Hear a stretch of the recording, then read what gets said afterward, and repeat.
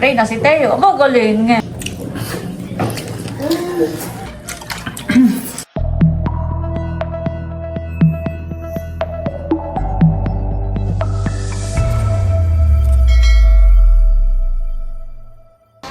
Hello po, magandang umaga sa inyong lahat. Bali ngayon po ay magluluto ako ng pork belly kilawin. Ayan, bali kapag ka po nagluluto ako ng karne ay madalas ay karning baboy dahil bawal nga po kay Drew ang karning manok. Bawal muna po dahil nga po dun sa kanyang balat ay parang nagsusugat po. Ayan po, bali ito na yung karne na binili po ni Bossing sa palengke. Uhugasan lang po nating maigi bago ko po lagyan ng mga rekado at pampalasa.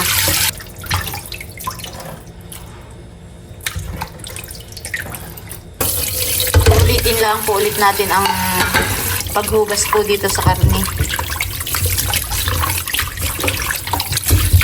Lalagyan po natin ng kaunting asin. Ayan, ito po ay atin ang imamarinate muna. Ayan po, nilagyan ko na rin ng kaunting paminta, kaunting sugar, tsaka po ng toyo. Pigaan din po natin ng kidya. Ayan, okay lang pong mapasama yung balat at itong buto. At ito naman po ay ibababad lang po natin diyan. Para dagdag aroma rin po yung balat po ng kalamansi o ng kidya.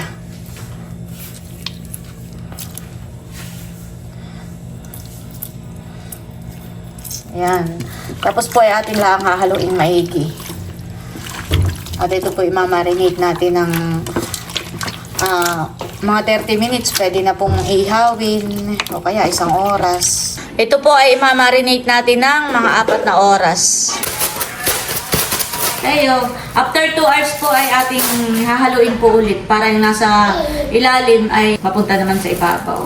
Para yung mga inilagay po nating ingredients ay talagang manuot po dito po sa karne. Kung kayo naman po ay nagmamadali, pwedeng after 30 minutes ay iihaw na po, lutuin na. Ay dahil ito nga po ay panghapunan pa namin at ngayon naman po ay alas 11 pa lang, kaya aabot nga po ng mga 4 na oras ang pagmamarinate po natin ito. Halika, panglaang laka. Ano po ang gusto mong makita? Mag-hi ka muna. Hello po. Hello po. Magluluto po ulit si Lola ng aming pong panghapunan. Ito po'y bagong gising. Mag-hi ka muna sa kanila. Hi. Hello po. Nagigigil ako. Meanwhile, Si Drew po ay gumagawa ng activity. Ngipin. Talagyan ka ba ng gums? Akin lang pinantay yung Ginagawan ko ng pustiso si mama.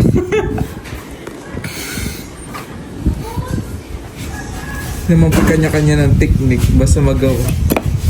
Yung iba po, ang mga kaibigan ko, ang ginawa na nila ay parang okay na agad yung ganan Para kapag nilagay ay konti na lang adjust. Ay inisip ko naman po ay ganito na ba kapag pangit ay mabubutas-butas din naman at isusulot.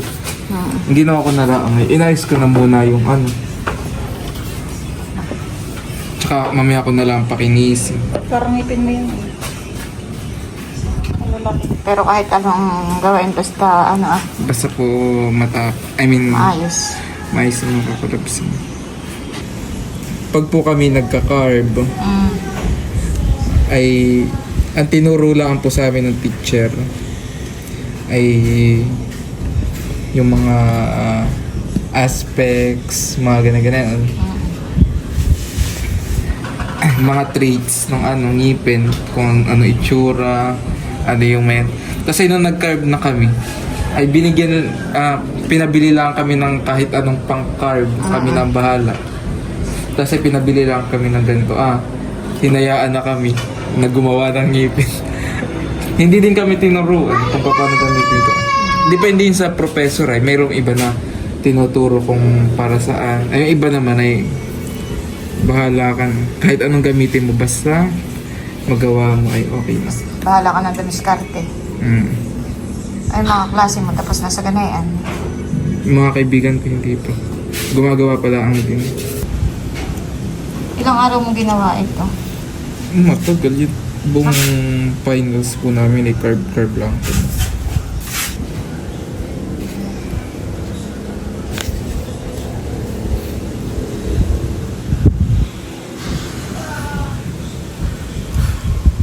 Ayan po, bali, meron tayo ditong mga passion fruit. Yan po ay bigay po ni Paring Boy kay Bossing.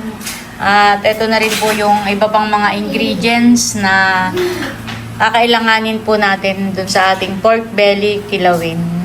Gagawa po tayo ngayon ng passion fruit juice.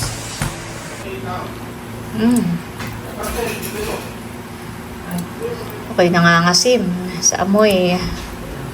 Pagkatapos po natin gumawa nitong passion fruit juice, lalagay muna po natin ito sa ref para po lumamig. At maghihiwa na rin po ako nitong mga ingredients na lalagay po natin po sa ating lulutuing pork belly. Pork belly kilawin.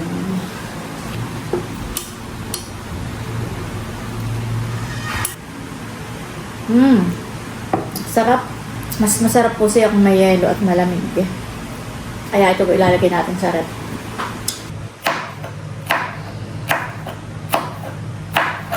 Ayan po, bali na dito kami ni Bossing sa rooftop. At nandito po yung ihawan, kaya umakyat po kami dito. Talaga naman po dito napakaginhawa. At maganda ang view. Maganda po sanang dito kumain mamaya pagkaluto. Kaya lang ay baka mamaya biglang umulan. Dito po ay bigla na lang umuulan ng malakas. Tanaw po dito yung bahay po ni Nadudut.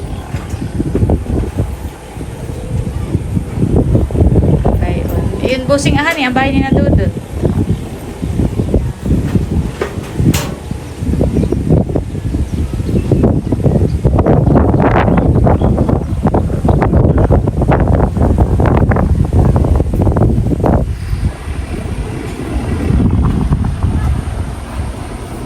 Wow!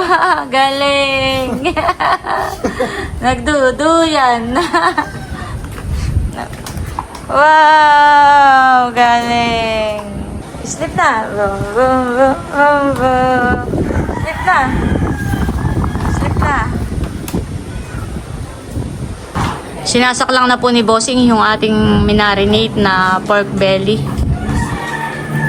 para maihaw na po.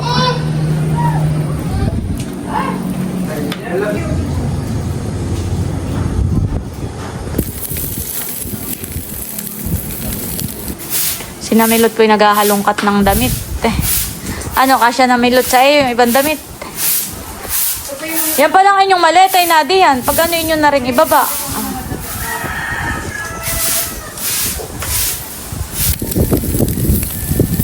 Oh, grabe.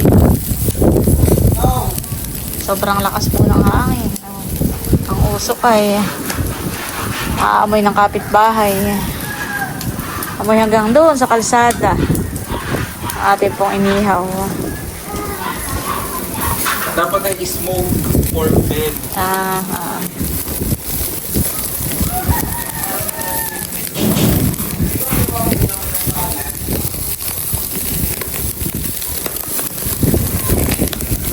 Mainit. Tataas na po ni Bal. Parang masusunog. Ano po? Ano niya? Tumulong po yung matika. Tugnas. Natutugnas na po yung mga taba. Yung pinakang mantika.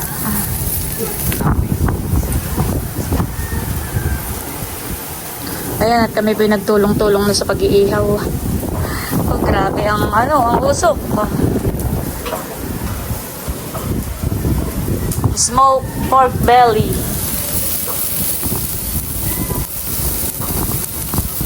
Nakakagutom na po mamaya ang amoy ng niluluto mo.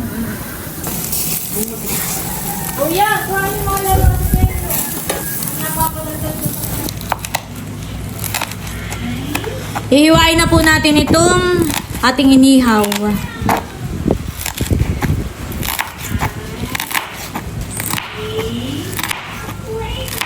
Ayan po, at eto na yung mga sangkap para sa ating pork belly kilawin. At eto na nga po yung ating inihaw doon po sa rooftop.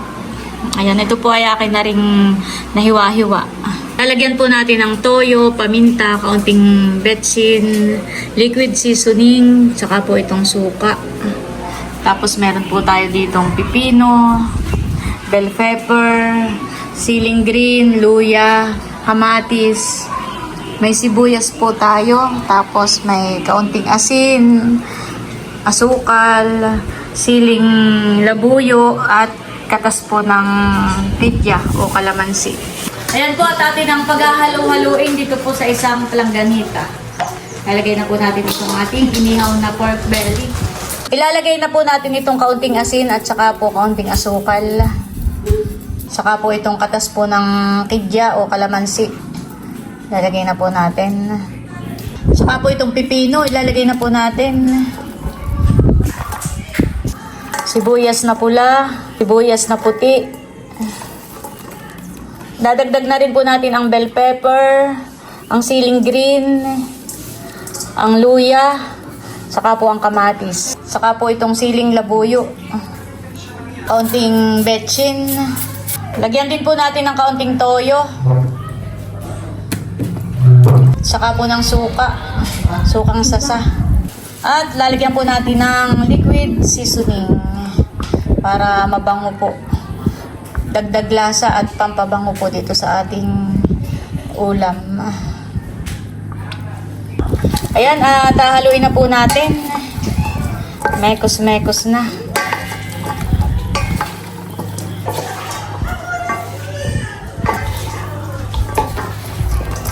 Wow. Hindi natin ito lalagyan ng mayonnaise. Dahil pag nilagyan natin ng mayonnaise, ito ay dinakdakan na ito. Sarap.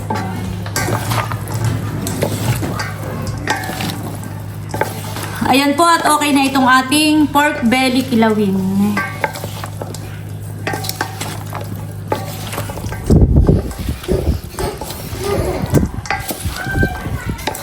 Sinong gustong tumikim?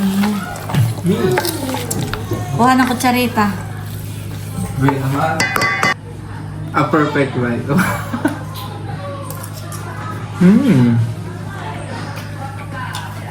Sarap. Gutom na. Ako nga.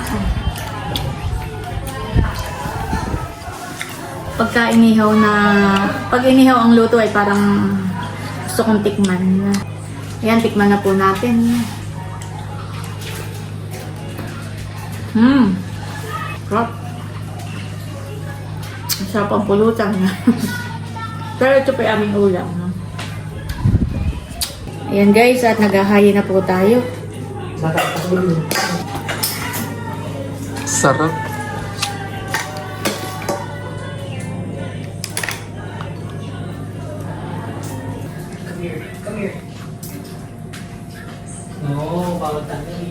Ayan guys, at nakahayi na po itong ating ulam na pork belly kilawin. Pati po ang kanin, nakahayi na rin po. Kanina pa po si Teo magpipray. Minay katiran ko yan. Hindi lang natapos. Nagkulit-kulit. Nagpipray na si Teo. Aba, galing. Galing naman ang mahal. Pipray na sa ngalan ng Ama. Milot, ikaw mag-pray ha. Let's pray. Father, the Son, and the Holy Spirit.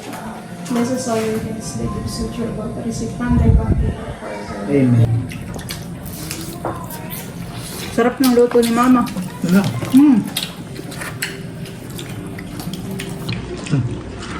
Matusawsawan ko. Hindi, yan yung Sabaw. sabaw na ko. Ikot-ikot.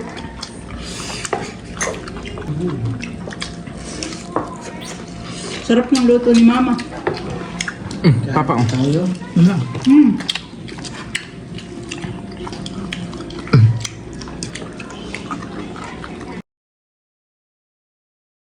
Kain po. Pampaganang kumain. Masarap talaga yung maanghang. Kayo ito na.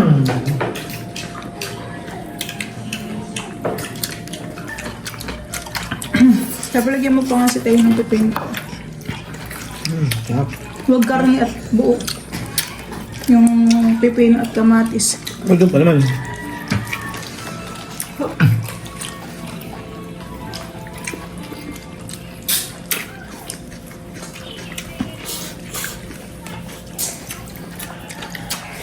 Wala na pong inimikan. Nakigalit-galit na muna.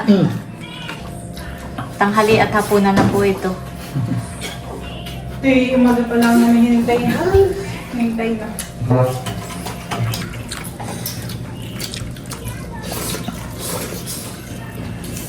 Sarap ng masili. Doon ang kuno mo dala, sili.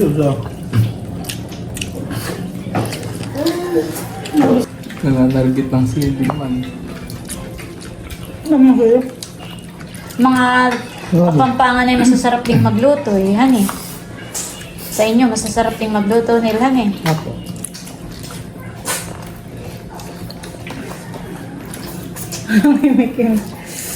Galit. Papakain ng kanin doon, may kanin pa doon.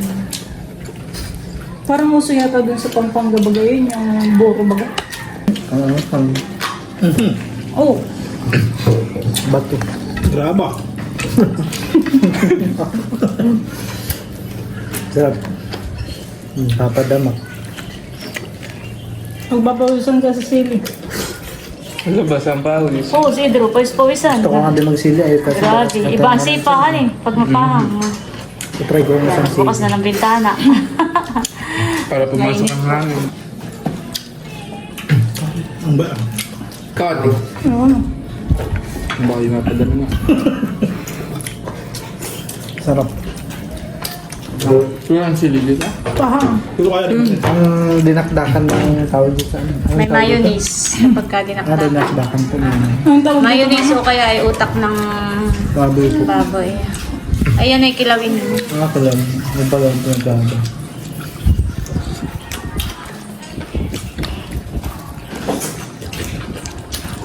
Ganado ang kainan. Pahang. May nakalimutan nga pala akong labas. Yung ating juice, yung tinimplang juice. Sili na, sili na. Oh, busing niya. Sarap. Naugtong ka rin yan. Tapos ay ibalik mo. Para nakahalo. Sige pa, isa pa. At tining na yan eh, nakahalo. Oops. Oops.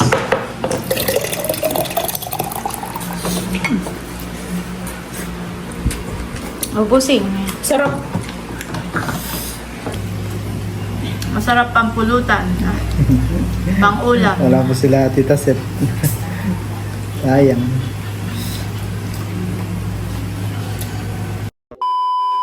Update po sa ginagawa ni Idro. Ayan. Ano, pulido na. Inaayos lang po niya yung gilagid.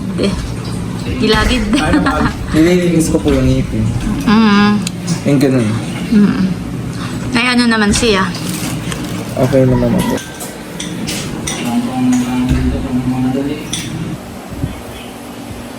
Wow. Sana all ganito ang ngipin.